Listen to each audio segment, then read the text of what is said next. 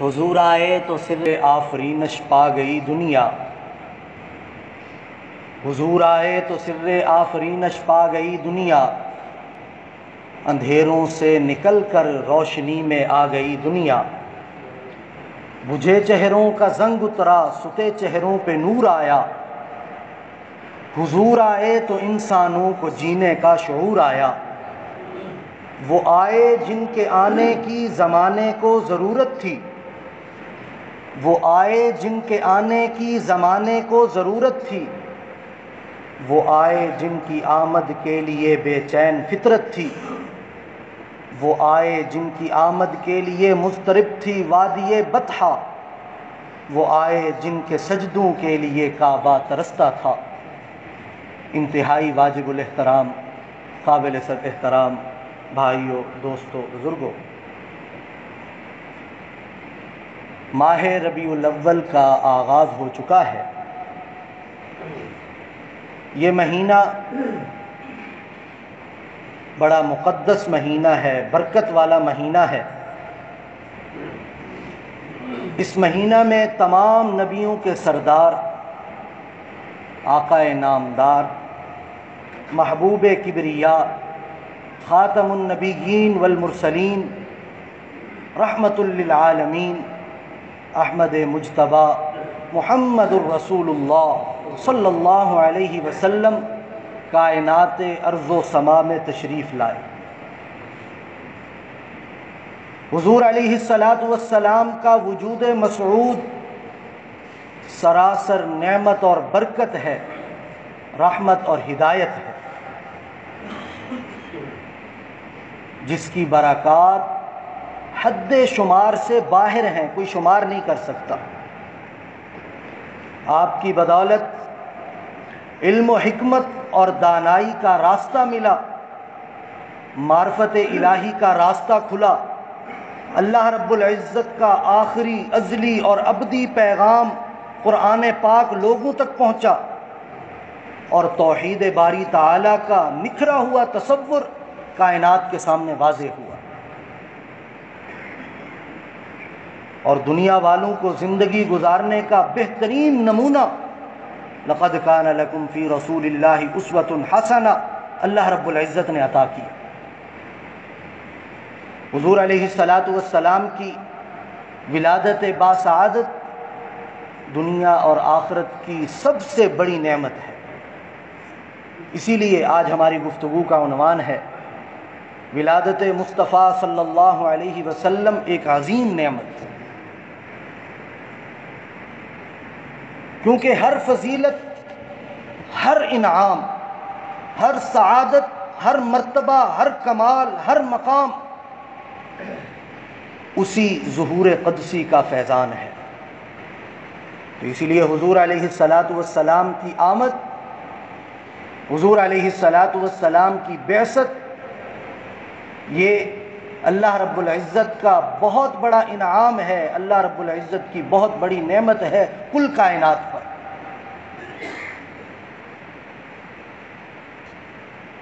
کیونکہ آپ صلی اللہ علیہ وسلم کی آمد سے قبل ہر طرف کل کائنات میں جہالت کا راج تھا، تاریکیاں ہی تاریکیاں تھیں، ظلمات ہی ظلمات تھے۔ عرب سمیت ساری دنیا جہالت کی تاریکیوں میں گری ہوئی تھی، لوگ بد اعتقادی، کفر و شرک، تباہم پرستی کے دلدل میں اس قدر پھنس چکے تھے کہ تباہی کے دھانے پر پہنچ چکے تھے۔ ظلم و زیادتی اور لوگوں کی حق تلفی کرنا یہ عام بات تھی، لوگ من حیث القوم فحاشی اور عریانی اور بے حیائی میں ملوث ہو چکے تھے، سود خوری کا بازار گرم تھا، لوگوں کے پاس وقت گزاری کے لیے شراب، شباب اور جوا تھا، اور قانون جس کی لاٹھی اس کی بھینس تھا، سر عام خون ریزی کی جاتی تھی، ذرا سی بات پر تلواریں بے نیام ہو جایا کرتی، اور تب تک واپس نیام میں نہ جایا کرتی جب تک وہ اپنے مخالفین کے لہو سے، ان کے خون سے رنگین نہ ہو جایا کرتی۔ صحیح اور غلط کا تصور ختم ہو چکا تھا، اور جب اپنے مخالفین کو ذلیل اور رسوا کرنا، اس پر فخر کیا جاتا تھا، بیوہ عورتوں کو، یتیموں کو، کمزوروں کو معاشرہ میں رہنے کا کوئی حق حاصل نہیں تھا، دلوں میں شدت اور سختی آ چکی تھی، تعلقات میں کشیدگی آ چکی تھی، خود غرضی اور دھوکہ دہی پر، غرور اور تکبر پر لوگ خوش ہوا کرتے تھے، اس کو اپنی شان سمجھا کرتے تھے، انسانیت سسک سسک کر دم توڑ رہی تھی۔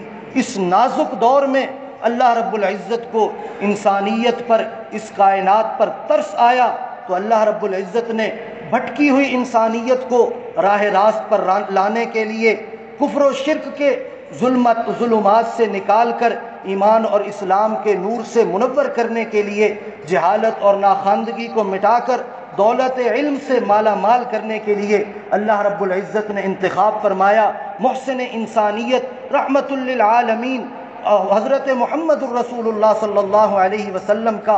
حضور علیہ السلام کو اللہ رب العزت نے ختم نبوت کا تاج پہنا کر تمام مخلوقات کے لیے بھیجا، اور اعلان فرما دیا وما ارسلناک الا رحمت للعالمین، کہ میں نے اس پیغمبر کو کل جہان کے لیے رحمت بنا کر بھیجا ہے۔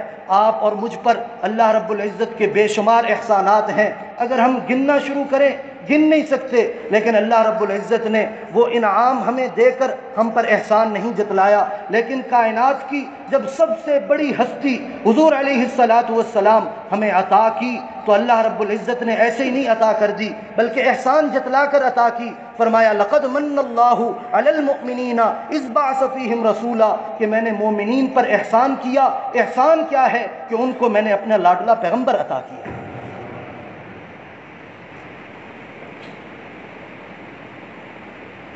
پھر حضور علیہ السلام اس کائنات کی بگڑی ہوئی حالت کو سنوارنے کے لیے اللہ رب العزت مبعوث فرماتے ہیں۔ جب حضور علیہ السلام کی آمد ہوتی ہے، دنیا کے اندر انقلاب برپا ہو جاتا ہے۔ ایسا انقلاب، بلکہ انقلابات کہ تاریخ ایسی مثالیں پیش کرنے سے قاصر نظر آتی ہے۔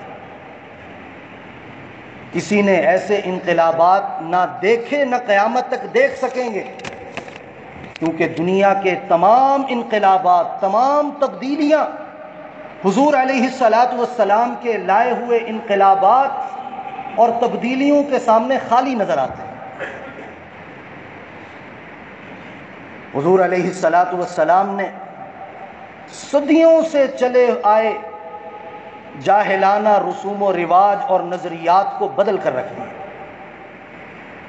صدیوں سے چلتے ہوئے گمراہی والے نظریات کو لمحوں میں بدل کر رکھ دیا۔ لوگ شرک اور کفر میں مبتلا تھے، شرک کی جہالت کو توحید سے بدل دیا، کفر کی جہالت کو ایمان سے بدل کر رکھ دیا۔ اعتقادات، عبادات، معاملات، سیاست، معیشت، معاشرت، غرض یہ کہ ہر معاملہ کے اندر جہالت ہی جہالت تھی، تاریکی ہی تاریکی تھی۔ حضور علیہ السلام نے تمام ان جہالتوں کو علم سے بدل کر رکھ دیا۔ وہ معاشرہ جہاں لوگ ایک دوسرے کے خون کے پیاسے ہوا کرتے تھے، حضور علیہ السلام کے لائے ہوئے انقلاب کی برکت سے وہ ایک دوسرے کے جان و مال کے محافظ بن گئے۔ وہ جو رحمان کو بھول چکے تھے، کبھی سورج کی پوجا ہو رہی ہے، کبھی چاند کے سامنے نیاز جبیں جھکائی جا رہی ہے، کبھی ہواؤں کی عبادت ہو رہی ہے، ہر قبیلے نے اپنا اپنا بت تراش رکھا ہے، اس کی عبادت ہو رہی ہے۔ حضور علیہ السلام نے تمام لوگوں کو ایک اللہ کے سامنے نیاز جبیں جھکانے والا بنا دیا۔ وہ جو بچیوں سے کتراتے تھے، وراثت میں حصہ کوئی نہیں تھا، زندہ درگور کر دیا کرتے تھے، قرآن پاک نے منظر کشی کی وَإِذَا بُشِّرَ أَحَدُهُمْ بِالْأُنْثَىٰ ظَلَّ وَجْهُهُ، جب ان کو پتہ چلتا ہمارے ہاں بچی ہوئی ہے، سیاہ چہرے ہو جاتے، پریشان ہو جاتے، لوگوں سے چھپتے پھرتے اور دل میں یہ خیال کرتے کیا اس ذلت کو برداشت کر لیں یا زندہ درگور کر لیں۔ حضور علیہ الصلاۃ والسلام کی جب آمد ہوئی، حضور علیہ الصلاۃ والسلام نے انہی بچیوں کی تربیت کو جنت کی ضمانت قرار دے دی۔ کتنی بڑی نعمت حضور علیہ الصلاۃ والسلام کی آمد۔ ان کی حالت کی قرآن پاک منظر کشی کرتا ہے کہ کیا حالات تھے۔ ایک جملے کے اندر سمندر کوزے میں بند کر دیا، فرمایا ظلمات بعضها فوق بعض۔ ہر گمراہی سے بڑی گمراہی تھی، ہر تاریکی سے بڑھ کر ایک تاریکی تھی حضور علیہ الصلاۃ والسلام کی آمد سے قبل۔ تو اللہ رب العزت نے لوگوں پر احسان کیا کہ محسن انسانیت پیغمبر کو ہمارے لیے مبعوث فرمایا۔ ایک شاعر منظر کشی کرتا ہے، لکھوں اگر حضور کے احسان کم سے کم، لکھوں اگر حضور کے احسان کم سے کم، صفحہ فلک بنے میرا دیوان کم سے کم، دریا درخت سب ہوں قلم کم سے کم، پھر بھی لکھا جائے گا عنوان کم سے کم۔ یہ حضور علیہ الصلاۃ والسلام کے احسانات ہیں، اور یہ اللہ رب العزت کے احسان ہے۔ کرم سب پر ہے کوئی ہو کہیں ہو، کرم سب پر ہے کوئی ہو کہیں ہو، آپ ایسے رحمت للعالمین ہو۔ صرف مسلمانوں کے لیے نہیں، کل کائنات کے لیے اللہ رب العزت نے رحمت بنایا، کل کائنات کے لیے اللہ رب العزت نے نعمت بنا کر مبعوث فرمایا۔ پھر حضور علیہ الصلاۃ والسلام کا ایک معجزہ کہ دنیا کے اندر جب کوئی آتا ہے وہ آتا پہلے ہے، سیرت کا آغاز بعد میں ہوتا ہے۔ آیا، آمد کے بعد کیا کیا، کیا ہوا، یہ معاملات ہوتے ہیں۔ لیکن حضور علیہ الصلاۃ والسلام وہ ہستی ہیں کہ جو تشریف بعد میں لائے، سیرت کا آغاز پہلے سے ہی ہو چکا تھا۔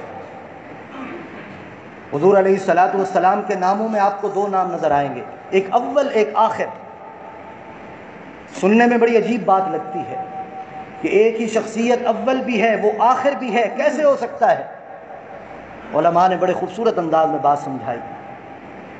ریاضی جاننے والے سمجھنے والے جانتے ہیں کہ ریاضی میں ایک ٹول ہے جس کو پلکار بولا جاتا ہے، اس کو جب آپ صفحہ پر رکھتے ہیں تو اس کا مرکز اور نقطہ پہلے رکھا جاتا ہے، پھر دائرہ بنایا جاتا ہے۔ تو اللہ رب العزت نے بھی اسی طرح حضرت آدم علیہ الصلاۃ والسلام سے سلسلہ نبوت کو شروع کیا، وہ چلتے چلتے دائرہ حضرت عیسیٰ علیہ الصلاۃ والسلام پر مکمل ہوا۔ لیکن آپ جانتے ہیں کہ وہ نقطہ اور وہ مرکز وقوع میں سب سے پہلے تھا، ظہور میں سب سے آخر میں تھا۔ تو علماء نے سمجھایا اسی طرح حضور علیہ الصلاۃ والسلام کی نبوت سب سے پہلے ہے، حضور علیہ الصلاۃ والسلام کی شخصیت سب سے پہلے، اگرچہ اللہ رب العزت نے ظہور بعد میں کیا۔ تو حضور اول بھی ہیں، حضور آخر بھی ہیں۔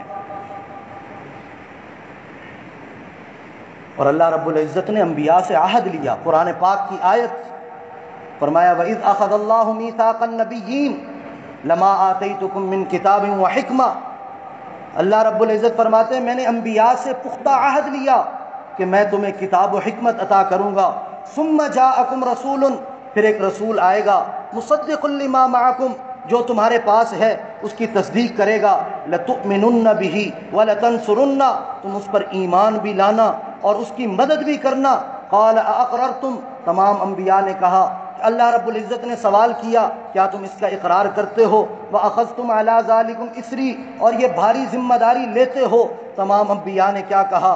قالوا اقررنا، ہم اقرار کرتے ہیں۔ قال فاشهدوا، اور انہوں نے کہا کہ تم گواہ ہو جاؤ، انا معکم من الشاہدین، میں بھی تمہارے ساتھ گواہی دینے والا ہوں۔ تو حضور علیہ الصلاۃ والسلام کی آمد سے پہلے سیرت کا آغاز، اللہ رب العزت انبیاء سے عہد لے رہے ہیں، ایمان لانے کا بھی، ساتھ نبھانے کا بھی۔ حضرت عیسیٰ علیہ الصلاۃ والسلام کی بشارت کہ لوگوں میں اللہ کا رسول ہوں، اللہ کا پیغمبر ہوں۔ وَمُبَشِّرًا بِرَسُولٍ يَأْتِي مِن بَعْدِ اسْمُهُ أَحْمَدُ، اور میں تمہیں بشارت دیتا ہوں میرے بعد ایک پیغمبر آئے گا جس کا نام احمد ہوگا۔ یہ تو بہت بعد کی بات۔ حضرت ابراہیم علیہ الصلاۃ والسلام کی سیرت آپ حضرات جانتے ہیں کتنے امتحانات اللہ رب العزت نے لیے، جان کا، اولاد کا، بیوی کا، اللہ رب العزت نے طرح طرح کے انعامات دی، ان سے امتحانات لیے، اور آخر میں جب بدلے کا وقت آیا اللہ رب العزت نے فرمایا مانگو ابراہیم کیا مانگتے ہو؟ تو حضرت ابراہیم علیہ السلام نے اپنے تمام آزمائشوں کا جو ثمرہ مانگا وہ حضور علیہ السلام کی ذات مبارک ہے۔ فرمایا ربنا وابعث فیہم رسولا، حضور علیہ السلام نے فرمایا انا ثمرۃ دعوت ابی ابراہیم، میں اپنے باپ حضرت ابراہیم علیہ السلام کی دعاؤں کا ثمرہ ہوں۔ یہ بھی بہت بات کی بات ہے، حضور علیہ السلام نے ارشاد فرمایا کنت انا نبی والآدم بین الماء والطین، کہ میں اس وقت بھی نبی تھا جب حضرت آدم علیہ السلام پانی اور مٹی کے درمیان تھے، یعنی جب ان کا خمیر تیار کیا جا رہا تھا میں تب بھی پیغمبر تھا۔ تو حضور علیہ السلام اول بھی آخر بھی۔ حضرت ابن عباس رضی اللہ عنہ فرماتے ہیں کہ اللہ تعالی ہمیشہ حضرت آدم علیہ السلام سے لے کر حضرت عیسیٰ علیہ السلام تک انبیاء سے پیشن گوئی کرتے رہے، حضور علیہ السلام کے بارے میں سب انتظار کرتے رہے، بلکہ حضور علیہ السلام کے وسیلہ سے دشمنوں پر فتح حاصل کرنے کی دعائیں کرتے رہے، جیسا کہ قرآن پاک نے بھی منظر کشی کی وَكَانُوا مِن قَبْلُ يَسْتَفْتِحُونَ عَلَى الَّذِينَ كَفَرُوا، اس سے پہلے وہ اللہ رب العزت سے حضور کے نام پر فتح طلب کیا کرتے تھے، حضور علیہ السلام کو وسیلہ بنا کر۔ حضرت ابن عباس رضی اللہ عنہ فرماتے ہیں کہ یہاں تک کہ حضور علیہ السلام کی آمد کا وقت ہوا تو اللہ رب العزت نے بہترین امت کا کنتم خیر امت اخرجت للناس، بہترین امت کا انتخاب کیا، اور پھر زمانوں میں بہترین زمانے کا انتخاب کیا جس کی قسمیں اللہ رب العزت خود والعصر ان الانسان لفی خسر کہہ کر کھاتے ہیں، اور بہترین اصحاب کا، بہترین ساتھیوں کا انتخاب کیا جس کے بارے میں اللہ رب العزت خود اعلان کرتے ہیں اولئک هم الفائزون اولئک هم المتقون اولئک هم المفلحون، یہی متقی ہیں، یہی کامیاب ہیں، اور جن کے بارے میں اللہ رب العزت اعلان کرتے ہیں رضی اللہ عنہم ورضوا عنہ، کہ اللہ ان سے راضی ہو گیا، وہ اللہ سے راضی ہو گئے، اور تمام کے بارے میں اعلان وَكُلًّا وَعَدَ اللَّهُ الْحُسْنَى، اللہ رب العزت نے حضور کے تمام صحابہ کے لیے جنت کا وعدہ کر دیا۔ ایسے بہترین ساتھی حضور علیہ السلام کو عطا کیے، اور جس شہر کا انتخاب کیا گیا وہ تمام شہروں کا سردار، ایسا شہر کہ اللہ رب العزت خود اس کی قسم کھاتے ہیں لا اقسم بهذا البلد، کہ میں اس شہر مکہ کی قسم کھاتا ہوں۔ تو یوں حضور علیہ السلام کو ہر چیز بہترین کر کے عطا کی گئی۔ اور پھر پیدائش کے وقت کے حالات بڑے عجیب، یہ تو پیدائش سے پہلے امام حلبی رحمہ اللہ فرماتے ہیں جب آپ کا وجود مبارک حضرت آمنہ کے بطن اطہر میں منتقل ہوا تو کئی عجائبات نمودار ہوئے۔ اس سال مکہ کے لوگ خشک سالی میں مبتلا تھے، بارشیں نہیں ہو رہی تھی، قحط سالی تھی، لیکن جب نبی اکرم صلی اللہ علیہ وسلم کی آمد کا وقت قریب ہوا بارشیں شروع ہو گئی، خشک سالی اللہ رب العزت نے ختم فرما دی، درخت ہرے بھرے ہو گئے، پھلوں سے لدے ہوئے ہو گئے، زمین پر سبزہ ہی سبزہ نظر آنے لگ گیا، اور بادشاہوں کے تخت اور بت اوندے منہ گر گئے۔ والدہ ماجدہ نے خواب میں دیکھا، کہتے ہیں میں نے ایک کہنے والے سے میں نے سنا کہ جب آپ صلی اللہ علیہ وسلم میرے بطن اطہر میں تھے تو ایک کہنے والے نے مجھے خواب میں کہا کہ آپ کے بطن مبارک میں 2 جہانوں کا سردار ہے، جب وہ پیدا ہو تو اس کا نام محمد رکھنا صلی اللہ علیہ وسلم۔ حضرت ابن عباس رضی اللہ عنہ فرماتے ہیں کہ حضرت آمنہ کا بیان ہے جب حضور علیہ السلام میرے بطن میں تھے 6 مہینوں تک احساس بھی نہیں ہوا۔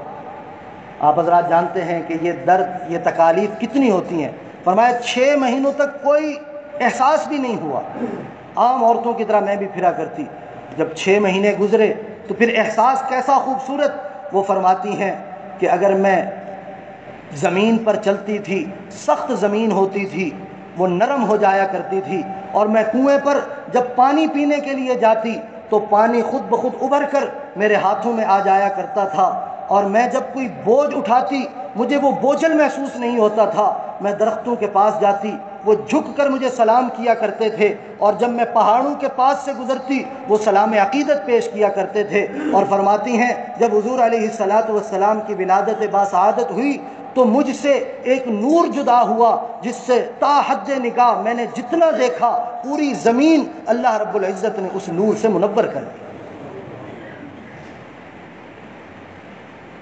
اور جب ولادت ہوئی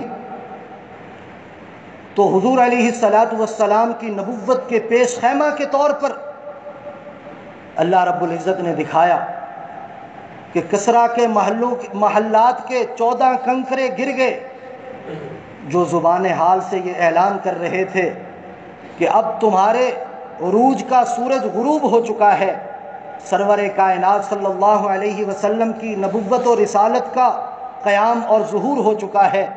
اب اللہ رب العزت حضور علیہ السلام کی برکت سے کل کائنات میں ہدایت کو اللہ رب العزت عام فرمائیں گے۔ اور ولادت کے وقت فارس کا آتش کدہ جو 1000 سال سے روشن تھا، کبھی بجھا نہیں تھا، حضور علیہ السلام کی جب ولادت باسعادت ہوئی اس وقت وہ بجھ گیا۔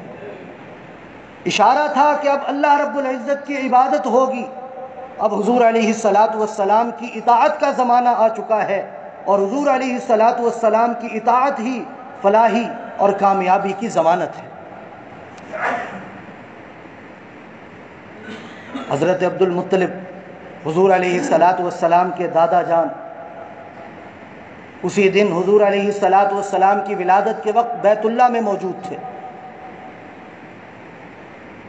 طواف کر رہے تھے۔